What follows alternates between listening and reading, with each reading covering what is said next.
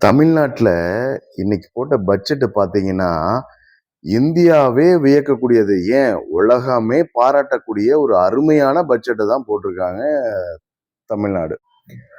அப்படி என்ன பிரமாதமான பட்ஜெட்ட போட்டாங்கன்னு பார்க்குறீங்களா? எந்தெந்த விஷயங்களுக்கு எத்தனை பெர்சன்டேஜ் நிதி ஒதுக்கி இருக்காங்கன்னு பார்க்கலாம். உதவித்தொகை மற்றும் மானியம் அதற்கு பார்த்தீங்கன்னா, கிட்டத்தட்ட 32% நிதி ஒதுக்கியிருக்காங்க. அரசு ஊழியர்கள், எம்பி, எம்எல்ஏ இவங்களுடைய சம்பள கணக்கு பார்த்தீங்கன்னா, கிட்டத்தட்ட 18% நிதி ஒதுக்கியிருக்காங்க. இந்த பட்ஜெட் போடுறதுக்கு கடன் வாங்குனாங்க பார்த்தீங்களா? அதுக்கு வட்டி கட்டுறதுக்கு மட்டும் கிட்டத்தட்ட 15% நிதி ஒதுக்கியிருக்காங்க.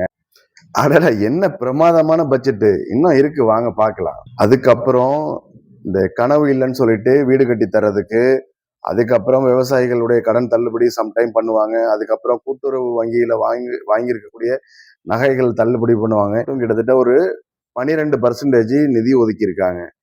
தமிழ்நாடு பட்ஜெட் இதுக்கு மட்டும் மொத்தம் எவ்வளவு வருது பார்த்தீங்கன்னா, உதவித்தொகைக்கு ஒரு 32%, சம்பளத்துக்கு ஒரு 18%, இதை வாங்கின பட்ஜெட் போறதுக்கு கடன் கட்டுறதுக்கு ஒரு 15% வட்டிக்கு, அப்புறம் இந்த எக்ஸ்ட்ரா இந்த தள்ளுபடி நகைக்கடன் தள்ளுபடி இதுக்கெல்லாம் சேர்த்து ஒரு 12% வச்சுக்கோங்க.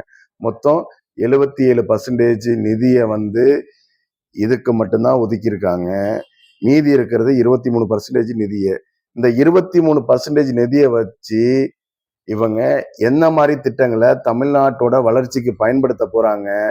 வெறும் 23% தமிழ்நாடோட வளர்ச்சிக்கு ஒதுக்கி இருக்காங்க அப்படின்னா, டபுள் டிஜிட்ல தமிழ்நாடு எப்படி வளருதுன்னு பாத்தீங்கன்னா, முழுக்க முழுக்க தனி மனிதனுடைய வளர்ச்சி பிளஸ் மத்திய அரசு கொடுக்கக்கூடிய திட்டங்கள் மூலியமா தமிழ்நாடு டபுள் டிஜிட்ல வளர்ந்துருக்குங்கிறது இவங்க போட்ட பட்ஜெட் மூலமா தெளிவா தெரிஞ்சிருக்கு.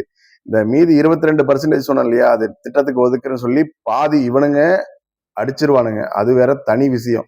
ஸோ அந்த டாபிக் உள்ள நம்ம போக வேண்டாம்.